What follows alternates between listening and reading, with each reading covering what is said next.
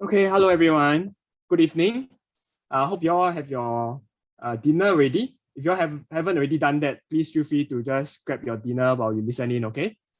All right, so let me just briefly introduce myself. My name is Alvin, and I'm a senior client advisor at MoneyOwl. So I'll be your speaker for tonight, and I really appreciate you all taking your time out to attend our webinar tonight. So I really do my best to share with you whatever I know. And if you guys have any questions along the way, please feel free to post your question in this Zoom chat box below. And I got two colleagues, Isaac and Mia, that are here to answer any questions you all have as well. But let's say if you all prefer to have a one-to-one conversation with an advisor, you all can refer to this, this bar below. So our contact details are here if you want to contact one of our advisors. Okay, so if everyone's ready, let's begin on this topic of planning with your spouse to the future and beyond. Okay, usual disclaimer, tonight's session is purely for sharing and training. So if you guys require any specific financial advice, I will encourage you all to speak with a trusted advisor. Or if you don't already have one advisor, we are here also to help you. All right, so tonight's webinar is designed with a group of people in mind. Basically those that are planning to get married and those that recently just got married. Even for those that have been married for a while now, please stay on. And if you have any tips or pointers you have, please feel free to type in the chat box to share with the rest of us. Okay, so personally, I just got married a few months back only in July. So this topic is really quite close to me. So for those who are like me, already married, congratulations on making so far. So I don't know about your experience, but I suspect that many of you were just like me. I felt a bit that my wedding preparation was like this. Okay, so like, yes, this game Minesweeper. If you all know this game, then I can kind of guess your age. We are still very young. But for those that are even younger and don't know what is this game is actually called Minesweeper. And it's a free game that comes with all Windows operating system in the past. Okay, so depending on which level you choose to play on. So example, this box you see in front of you is based on the intermediate level. So what happens is that there is 40 boxes hidden, or 40 boxes of mines or bombs hidden inside this box here. So your job or the objective is to guess which particular box is the bomb or the mine, and then you have to flag it out. So if you guess wrongly and you click on the bomb or the mine, then the mine goes off and you lose the game. Okay, so why am I bringing up this game? Okay, so to me, sometimes wedding preparation do remind me a bit about this game. Because as we know, now we are going through COVID period, which is really quite a tough time. There's a limitation to how many guests we can invite to our wedding ceremony. So sometimes you'll think, hey, should I invite this uncle? Should I invite that auntie? If I invite this auntie, hey, then that auntie how? Yeah, so if you're smiling to yourself, I guess you also can relate with me. But thankfully, all this is now behind us. Okay, so for those of you who haven't go through your wedding, don't worry, okay, you will get there. And you'll be so proud of yourself once all this is over. All right, so let us take a look at this slide. Okay, so now you guys are at the, okay, so ideally, okay, so now I'm assuming that most of you, either with your spouse or you all plan to have this discussion with your spouse, you all are at the start of your journey as a married couple. So you all are ready to take on the life ahead. Of course, I think there will be some fear because we don't know what we don't know. And are we stepping onto a potential mine or bomb? Sometimes we just have no idea. So, but what we can do is just to be as prepared as we can be. And I always just say, just do our best and let God do the rest. Okay, so to help us on our journey, I wanted to come talk about the following important topics I felt would be important for a couple that's at the start of their journey. Okay, so firstly, we will cover about managing your finances as a couple. We'll explore the 3 different ways that you two can set up your bank account. Secondly, we'll talk about investing for your future as a couple. And then thirdly, we'll also talk about how to protect your future together as a family nucleus. And I also share a bit about how the bedtime story about the goose that lay the golden egg applies to us. Okay. And then lastly, we'll talk about something a bit more dark, perhaps uncomfortable for some of us here, but this is definitely an essential topic to talk to your spouse about if you haven't already done so. Okay, let's begin. All right, so let me just use the story of this company, Alcoa, to kickstart our session tonight. Okay, so if you've never heard of Alcoa, this company before, but you would have most likely used one of their products before. So they are like the inventor of the aluminum industry. So they manufacture things like the, Hershey Kisses, the chocolate that we eat. So it's always wrapped in aluminum foil. So the aluminum foil is actually manufactured by them. Coca-Cola cans are manufactured by them. Even like aeroplane bodies like Boeing are manufactured by them as well. Okay, so they have been around since 1888. So 1888. So we can only imagine how big this company was. Okay, so but then what happened was that in 1980s, there was a need for change.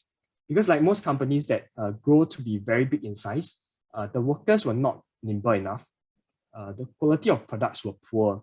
And to make matter worse, the management made missteps after missteps. And due to all these reasons, the company was losing their sales very quickly to competitors. Okay, so the board members of Alcoa decided, okay, hey, enough is enough. Let's bring in a new CEO to make some changes around here. Okay, so this brings to a change of era. Okay, so but interestingly, they actually appointed a relatively unknown figure in the business world. His name was Paul O'Neill, and he came from a public servant environment. Okay, so many investors didn't know who this guy was. They're very curious about this new CEO. So they all rushed to listen in to his first speech as a CEO. So for many people, they were expecting that he will talk about, how can we bring up our revenue, or how can we cut our costs, etc., etc. But to the surprise of many, Paul only had one focus in his speech, which was to improve workers' safety. So investors were thinking, oh no, xiao liao, okay, who have we brought on to be our CEO? So many of them even sold off their investments after Paul's first speech. But little known to these investors, actually O'Neill understood something. Basically that habit manifests. Okay, so some habits have the power to start a chain reaction compared to other habits. And this is called a keystone habit. Okay, so the strategy was not to get everything right, but instead to identify a few key priorities, work on it, and fashion it to become a powerful leverage. Okay, so some such habits have the ability to shift, dislodge, and even form new patterns in people. So Paul, by focusing on safety element, he was able to create a rippling effect across his organization. So it wasn't just mere words. He took actions as well. If there were like molten metal that were injuring workers when it splashed, so the whole pouring system will be redesigned. Okay, so which lead to fewer injuries, which also save money because you are wasting lesser resources from the spill. And then because of that, because of the focus on safety, so the cost came down, whereas the quality of products went up and productivity skyrocketed. Okay, so within a year of Paul O'Neill being CEO, the profits that the company had they actually hit record high.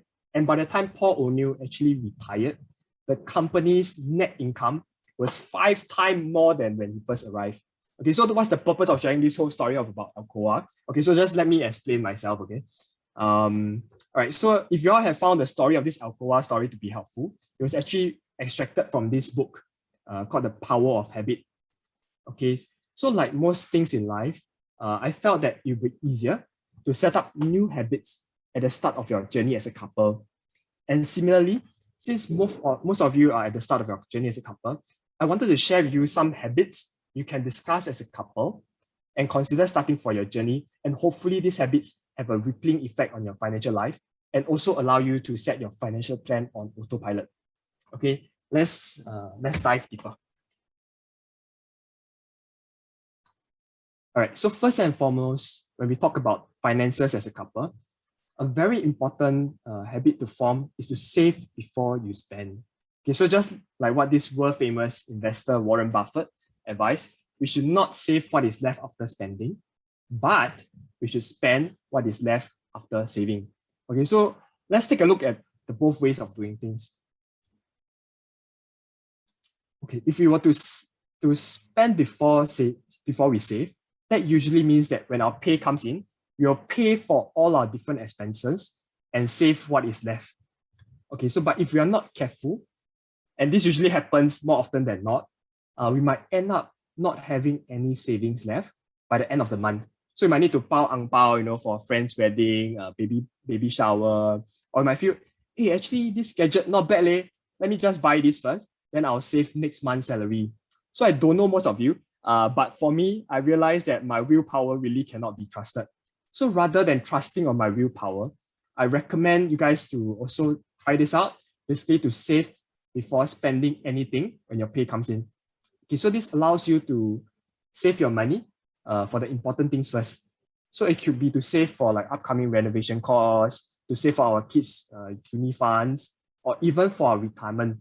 Okay, so but then by doing it this way, it provides you with a methodical way for you to save for your future as a couple. Okay, so first habit, save before you spend. Okay, since we are on the topic of savings, I also just wanted to share with you 3 different ways that you can structure your savings account as a couple. Okay, so most couples will fall within these 3 different options when it comes to structuring their savings account. Okay, so option A is my money is my money. Okay, it's not your money is my money. Okay, it's my money is my money, whereby we still continue to keep 2 separate bank accounts, own individual account. Okay, so then this option basically means that everything remains as status quo. Okay, option B, on the same boat. Okay, for this option, basically both husband and wife only have 1 joint account for both their joint expenses and also for their individual expenses. Okay, so lastly, option C, best of both worlds. What this means is that both husband and wife continue to keep their individual account, and additionally, they also have a joint account. Okay, so let's dive deeper into each option, and then you and your spouse can later on have a discussion about what might work best for you. Okay, so let's start with option A. My money is my money, having our own individual bank account. Okay, so the pros, of course, is that obviously this option will probably be the easiest to set up since there's nothing much you need to do since everything is status quo. So another pro about this option is that by having our own individual account, we can save up and spend on our own personal interests without using common funds with our spouse now. Okay, but this also leads to the con, okay, which is that there's no transparency between the couple. Most of the time, it will be no transparency. So then it becomes that I don't know how much my wife has. My wife doesn't know how much I spend every month. So it's quite difficult to have an overview of your finances as a couple. Okay, so this is option A. Right. So then if you look at option B, being on the same boat, having only joint account. Okay, so the pro, of course, is that it's very transparent. Basically, what you have is what your spouse have as well. And then there is also more communication as you're forced to have certain discussion. Example, hey, lao po, I will be drawing out this certain amount for this certain purpose. Or maybe like, maybe for this savings, 30K, let's not touch it. Maybe let's save it for our kids' education, for example. So there's a lot more communication. And this option also gives us the greatest convenience in paying for shared expenses. All right. So the cons on the other side is that usually that means that there's more roughing out in the initial phases of setting this joint account. Because sometimes this initial phase might come as a shock. Like, hey, wow, I didn't know my wife has so much money. But the converse can also be true. Hey, wow, what have I married into?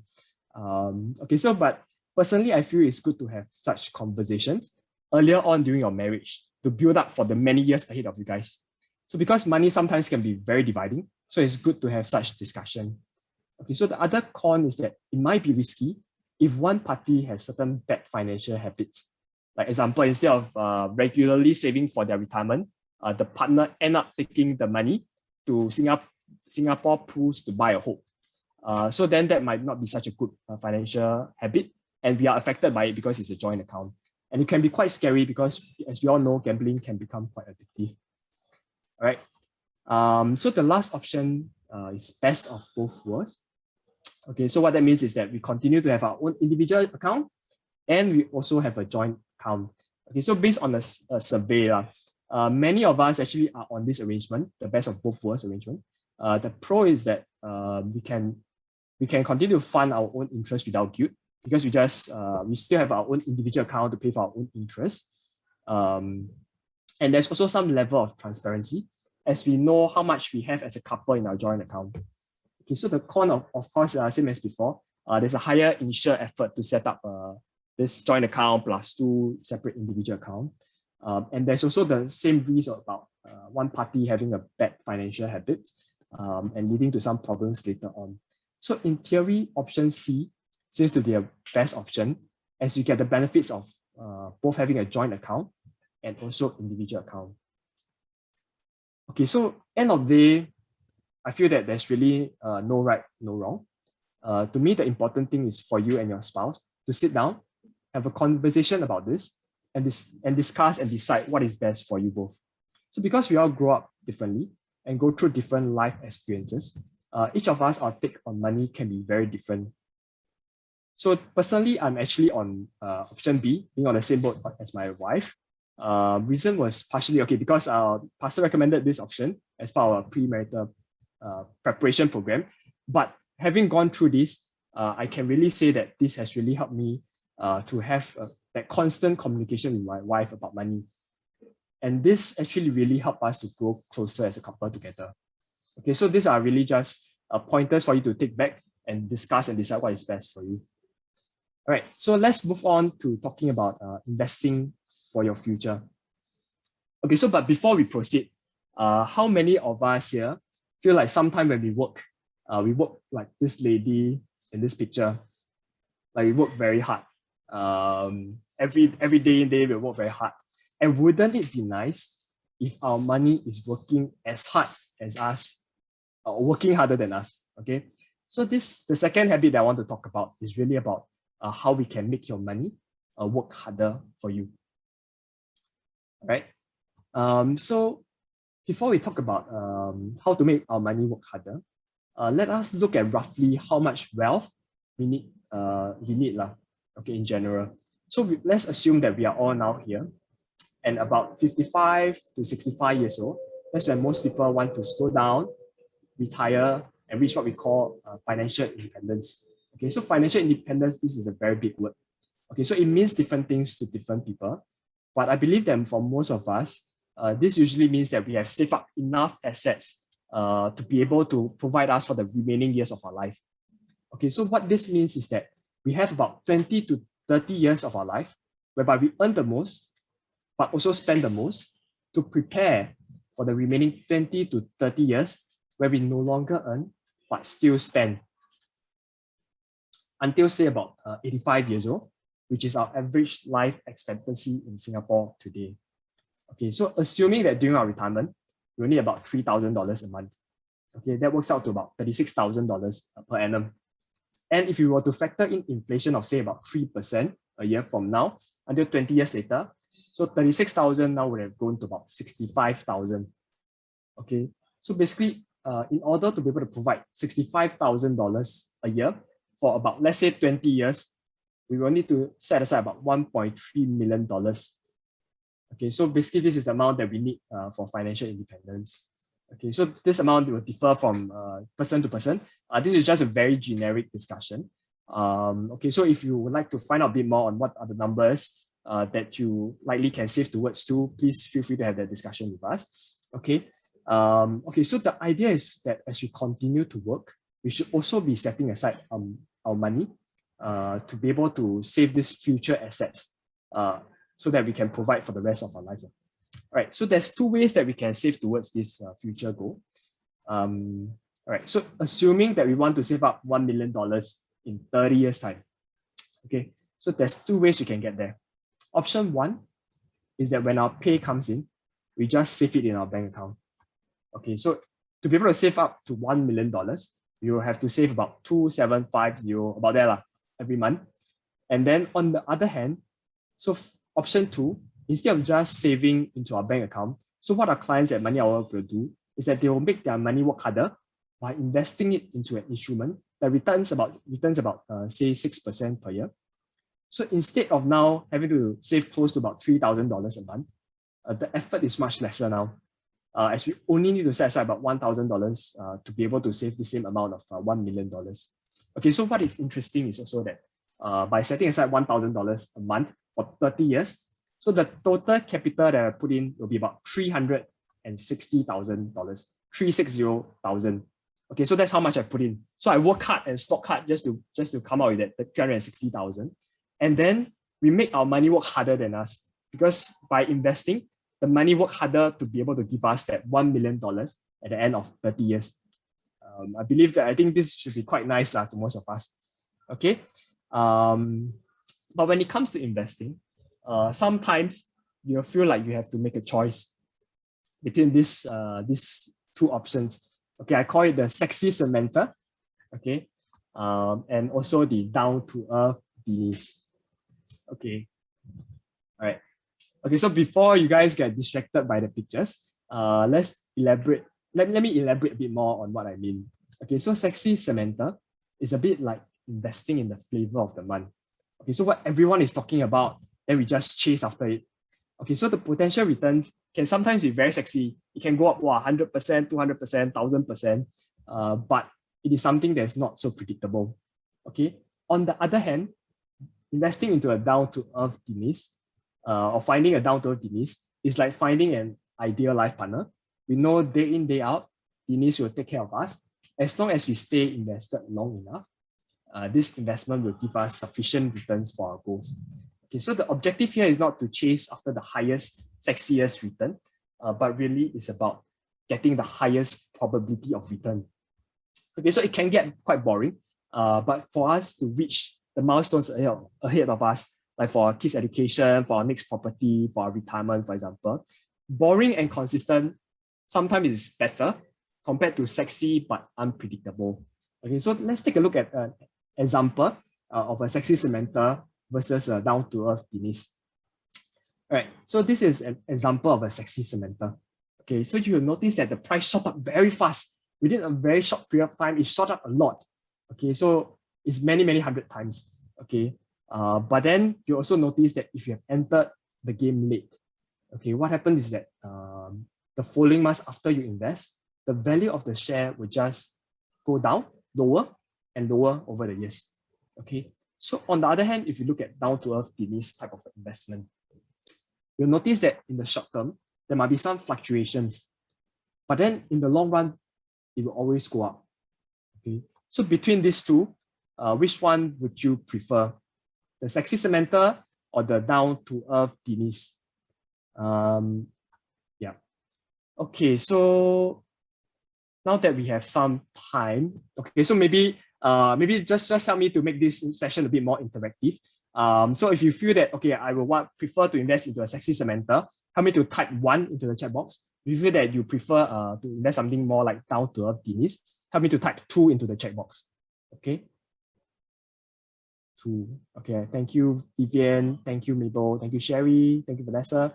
Okay, I think seems like most of us would choose Denise as our lifelong partner. Okay, so in a lot of ways, actually, MoneyOwl is just like Denise. Okay, so what do I mean by this? Okay, so the MoneyOwl way of investing is to, number one, invest into a diversified portfolio. Okay, so to get the overall return of the stock market instead of investing into a couple of sexy cementer stocks. Okay, then number two, we don't try to guess where the market is going to move in the short term because it's almost impossible to do that. Instead, what we do is that we try to invest for the long term because we know that in the long run, the stock market always go up. So stock market always go up in the long run because of two reasons. Number one is because of inflation, and number two is because of population growth. As the population continue to grow, there's more demand for products, and companies' revenue go up, in turn their share prices go up as well. So then our investment will also go up. Okay, so all right. So lastly, what we try to do is that we try to find instruments that are lower cost. Okay, so that our returns doesn't get eaten up by high fees. Okay, and on average, if you are investing into a MoneyOwl equity portfolio, we are looking at returns of about 7.3% before fees. Okay, and this is the back-tested historical return of our equity portfolio from about 1994 to about 2019. Okay, all right. So then, all right. So even though now that our head tells us that, or having that 6 to 7% return per year from a Denise type of portfolio is good enough for us to reach our goals, sometimes we can just be a bit hand itchy and want to invest into a sexy cementer. Okay, so at MoneyOwl, we are not saying, oh, no, completely, or so you shouldn't dabble into that. Okay, but this is our recommendation. We recommend that you set aside about 95% of your portfolio into a DNIS style portfolio so that in the long run, you know that the returns will come and be able to help you to achieve your goals. Okay, so the remaining 5% or maximum 10%, we can put it into a sexy Samantha type of investment so that even if it doesn't work well, I'm sorry, what I mean is that let's say if the sexy Samantha investment, if it works well, then we'll be very, very happy. Okay, so but if it doesn't end up working well, but we don't have to worry that much because most of our portfolio has been invested into the DNIS portfolio that will be able to give us that returns we need in the following years and help us to get to where we want to go. Okay, all right, so the last part on investment before I move on is that so I think traditionally, when we think about investing as a couple, most of us still end up usually investing individually as an individual. Okay, so husband do his own investment and the wife does her own investment. So many times the thought just never come across our mind that we can actually invest as a couple using a joint account. And there's actually quite a few benefits in investing as a couple, as a joint account. Okay, so number one is that we will be able to jointly save towards our upcoming goals together as a couple. So we feel that we own the goals together. Okay, so then we can have different portfolios to save up for different goals. Example, I want to save up enough to pay for a certain car, or I want to save up enough to buy my second property, for example. And the number 3 benefit about investing in a joint account is that because this way is actually a very efficient way of estate planning. So what do I mean by that is that let's say I have a joint account investment with my wife and something were to happen to me one day, I were to pass on. So this investment assets automatically goes to my wife because it's under a joining basis. Okay, so these are the different benefits of investing as a joint account. Okay, so I have good news to share with everyone. So I don't think we have announced this yet. But okay, so the good news that we're sharing is that come this Friday, okay, so you will be able to open a joint account investment on our MoneyOwl website. So when you log in, you'll be able to open a joint account together with your wife. All right. Okay, so now let's move on. Okay, so now that we have talked about investing for our future, we also want to talk about protecting our future. Because if you think about it, we are all just like this goose from our childhood bedtime story about the goose that lay golden eggs. Okay, so but instead of us laying golden eggs, we actually make an income every month when we work. And these incomes help us to pay for our upcoming important things like renovation costs, buying that family car because we are upsizing, or helping us to be able to upgrade to a condominium, for example. So it's very important that what we need to do is to be able to protect this income, right? Right. So then what kind of insurance do we need? Okay, so this will be a very quick crash course about what kind of insurance that you need. Okay, so assuming that most of us go through this timeline, okay, so we are all now here. Okay, we have already saved up some assets. And as we continue to work for an income, we will be able to save enough to future assets to be able to provide for our kids' education and also to slow down and to be able to retire and do what we want to do. So as what I mentioned, we just want to protect our most important financial asset, which is our income. We just want to protect this, right? So what insurance to get is actually really very straightforward. Okay, so the insurance we want to get are the ones that can address some concerns we have. Okay, so for example, what happens if I pass on? Okay, so I mean, for me, I think about all this as well. Because after I get married, I mean, this is something that comes to me as well. So example, what if we were to pass on earlier, much earlier than expected, when our kids are still young? Okay, so we just want to make sure that if you were to pass on too prematurely, too early, we just want to have an insurance that pays out enough for my dependents or my kid at least until he reached university. Okay, so that by then, after he finished university, he's on his own, he can make his own income from there on. Okay, so second concern I might have is, what if I get a major illness, like cancer? And then because of that, I won't be able to work for an income anymore. Okay, so but then I still have to pay for it because I don't have income anymore, but I still have to pay for my expenses. And I don't want that. I don't have to sell my investments or dip into my savings just to pay for my expenses. But instead, that is where critical illness insurance payout comes in. it allows us the option to be able to stop work. Okay, so the third concern that generally what we have is that what if I get other type of illnesses not covered by critical illness, and I got into an accident and I'm no longer able to work anymore during my working years? Where is my income going to come from? Okay, so that's where we need an occupational disability insurance to pay us a stream of income if we can no longer work during our working years. Okay, so there are also other concerns that we might have beyond our working years. Okay, so what I'm showing you here are basically the coverage that most of us need during our working years. Okay, so beyond that, we also need some additional insurance. So, so basically on this part, the concern we want to address, example, is that what if I get hospitalized? How am I going to pay for big hospital bill sizes? Okay, so that's where we need a medical insurance to take care of us for lifetime. And lastly, we also have concern about if I do get disabled, I cannot take care of myself. Who's going to take care of me? Okay, so that's where we need a long-term care insurance to come in to pay us a monthly amount, which we can use to hire a caregiver to take care of us. Okay, so again, this is really quite a quick crash course, a very quick overview of what kind of insurance we need. Okay, so if you have any questions on any of those above, just please feel free to send us an email and we will help you out on this. Okay, so assuming that, assuming that you have already settled all these different insurance. Okay, sorry, let me take some water.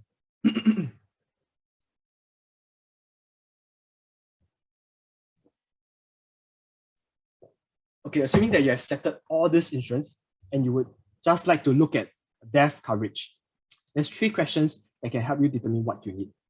Okay, so on the topic of death coverage, I do understand that this topic might not be easy to talk about with your spouse. End of the day, it is a difficult, but I feel it's a necessary topic because a lot of things are not within our control. Okay, so by what is within our control, we just try to maximize what we can do so that we can provide, so we just maximize what we can do so that we provide for our loved ones in the event that the situation arises or let's say death happens to us earlier than expected. So we just want to provide for them for that. Okay, so how do you cover yourself for death? So firstly, we ask the question, okay, how much do I need?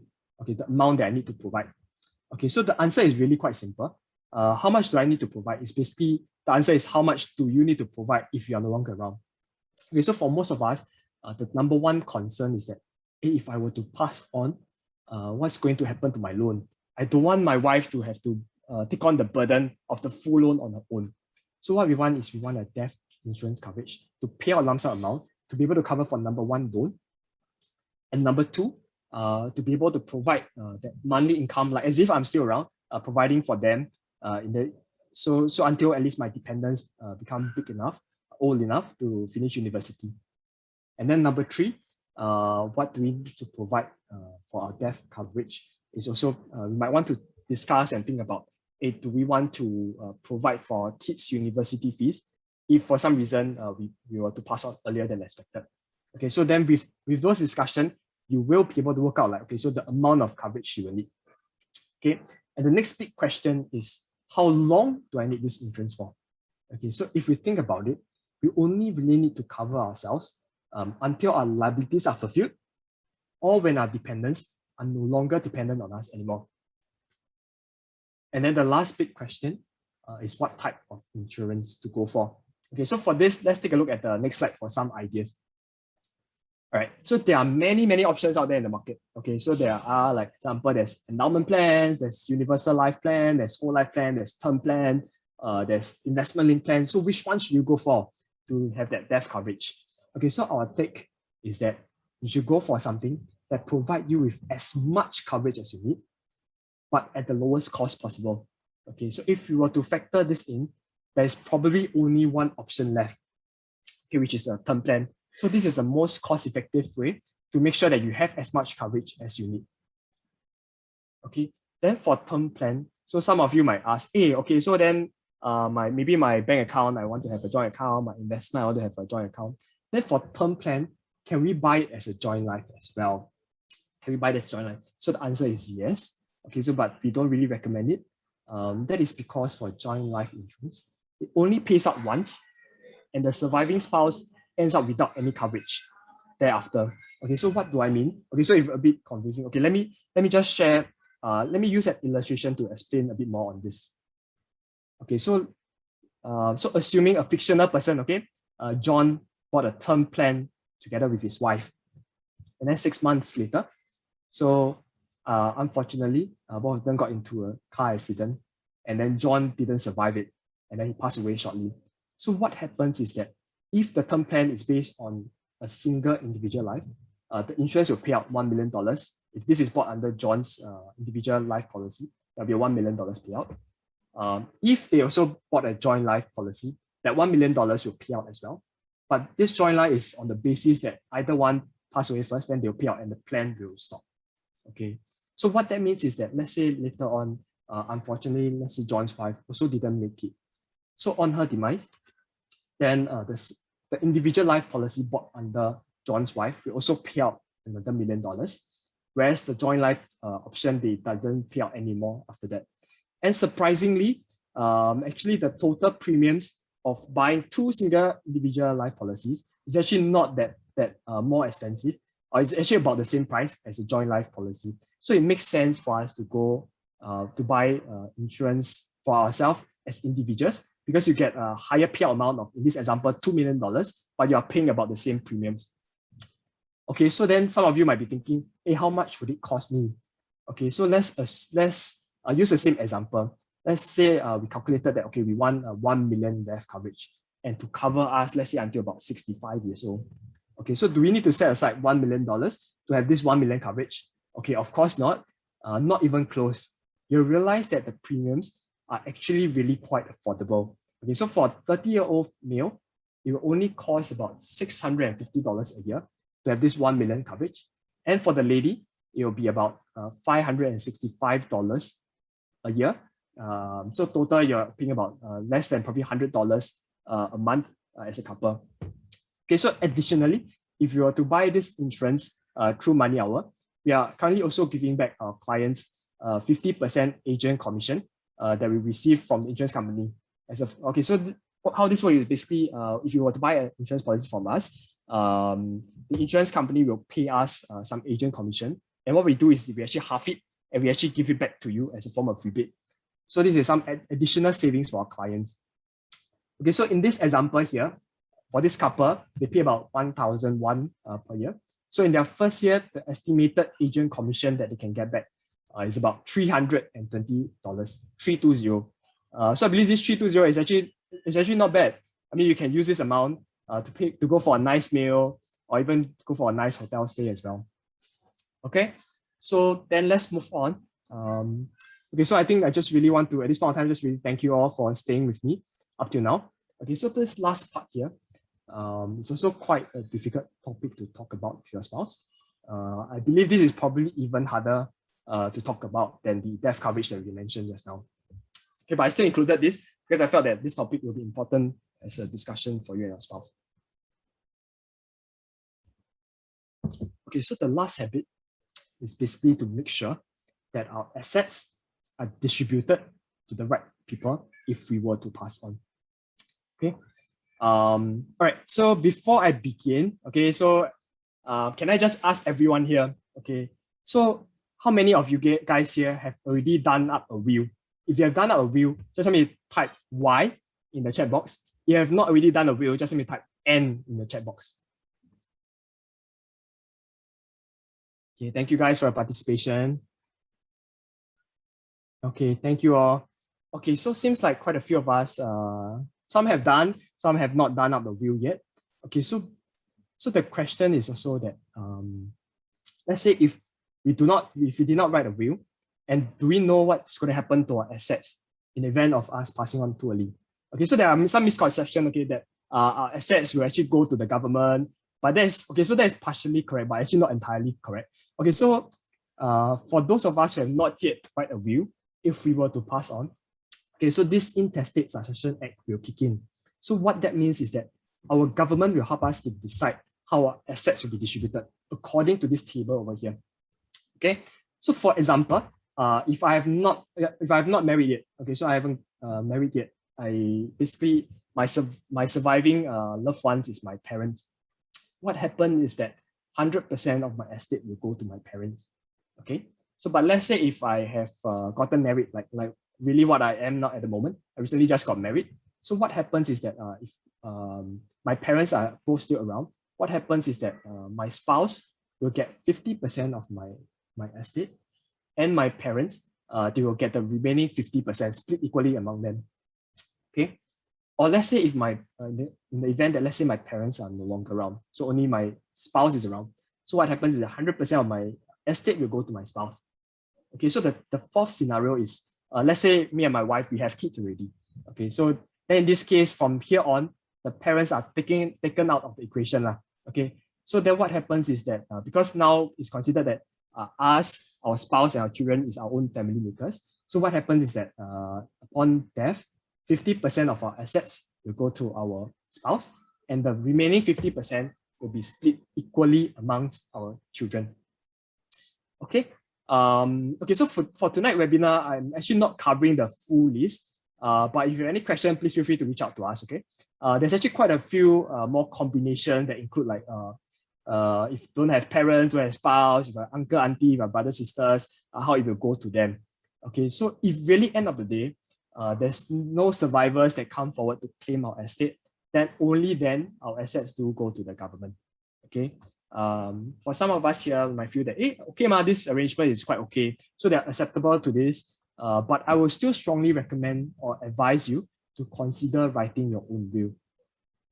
Okay, so because in the event of a simultaneous death, okay, simultaneous death basically means like both husband and wife pass away at the same time.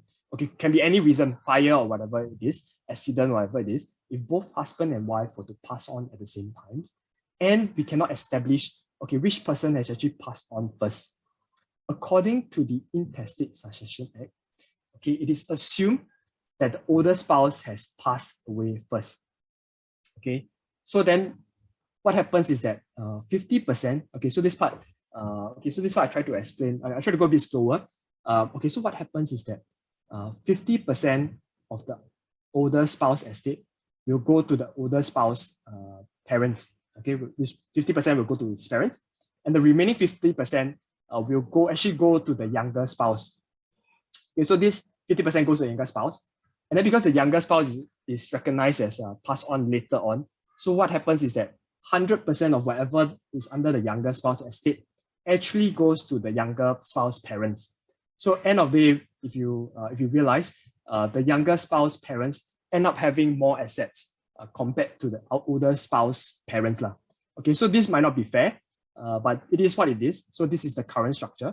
And to prevent such situation from happening, we will highly recommend you to write up a will if you haven't already done so. So you can actually do so on our website. All right. And some benefits of writing a will. Okay, it also includes, like, example, by writing a will, I can state very clearly, okay, so I want 10% to go to this, 15% to go to that person. So we can state the right amount, and we also can state the right beneficiary. So which beneficiary get what amount. Okay, this will help to avoid any potential disputes, as sometimes it can be quite sensitive when it comes to money. Okay, so additionally, you can also get to choose to appoint the right person to be the guardian of your parents if one day you're no longer around. Okay, so then lastly, this process is also much faster compared to if we were to pass on without any will at all. Okay, so again, if you have not already done so, I highly recommend you to consider checking out our website. We have a free free digital will writing service on the website. If you have any question, can just feel free to check in with us. All right. So some other important matters when it comes to planning for our estate. Okay, so number one is that if you have not already done a CPF nomination, please go ahead to do that, because what happens is that our will actually does not cover the assets in our CPF. Okay, so our will is mainly to cover our assets like our cash, investments, etc., etc. And the CPF nomination is to cover your CPF assets, like your CPF OA, CPF SA, CPF MA, etc., etc. All right. So then we can also, if we want to, we can do a nomination of beneficiaries for our insurance policies. So if you're getting an insurance policy with MoneyOwl, please feel free to check with our advisor on this. And then lastly, it is important to also draw up a lasting power of attorney. Okay, so what this document does is that should we lose our mental capacity one day and can no longer make decisions on our own, sorry. Okay, the person, okay, so sorry, let me just repeat that again. Okay, so this document, what it does is that should one day we lose our mental capacity and can no longer make decisions. Okay, so the person that we have appointed can actually represent us to make decisions. Okay, so this one is actually quite important, so that this person can have access, make decisions for you. And of course, this person should be someone that you really trust. They can make decisions such as, okay, so what to do with your bank account, investment account, etc., etc. Okay, so all right, so I think we are quite early tonight. So that pretty much sum up my webinar. So let me just try to wrap up our session. Okay, so just a quick recap of what we have covered tonight. Okay, so we covered that the first important habit that we should have is to save before we spend. Okay, so if you're not already done so, it's something I highly recommend you to do so. Okay, and then second is to look at how we can make our money work harder than us. Okay, so by looking at investments, but of course, when we invest, we try to invest in something that looks more like down to earth Denise versus the sexy Samantha, right? And then the third habit is to protect the goose that lay the golden eggs, which, as I mentioned, we are really, if you think about it, we are really like the goose that lay the golden eggs. Okay, and lastly, the fourth habit is to just make sure that our assets are distributed correctly in the event of death. And this is something that should be an ongoing renewal. So, for example, if I have a new kid, for example, I want to include this kid into my will. So it has to be a continual assessment. Okay, all right. So then some action pointers for you guys to take away. So I encourage you all to not think of tonight's session as just another webinar. Okay, but really I hope that tonight's webinar serves as a reminder for you to have that discussion, that conversation with your spouse to plan towards for your future. So for me, I feel that okay, so if you all want to, you all can take a picture of these 4 different habits. I feel that this is quite a good place where you all can start off to have that discussion with your spouse. All right. Okay. So then maybe you all can, so during your discussions, you can rethink some of the habits that you guys already have as a couple. And is there anything that you guys would like to tweak about it? Okay, so by making informed choices today, I hope that you all will feel empowered to prepare for your future. Okay. All right. So then, just before we go, I just wanted to offer you guys this option as well. So if you feel that all that has been discussed so far has been quite overwhelming and you prefer for an advisor to guide you, so our advisors at MoneyOwl, we are here to help you. So we currently have this comprehensive financial planning service, which helps you to review or assess where you are at the moment, and then what are some actions or steps that you can take to plan towards for your future. Okay, so you can find out a bit more on this service using this URL here, so which is moneyowl.com.sg/comprehensive. Right. Okay, so then just a quick reminder again. So as mentioned earlier, if you all were to implement any insurance solutions with us, you will get a 50% agent commission rebate, which actually translates to more savings for you. Okay, so we also have actually quite a few eye-popping promotions coming up in the month of November. So really just stay tuned. It's really, really very attractive.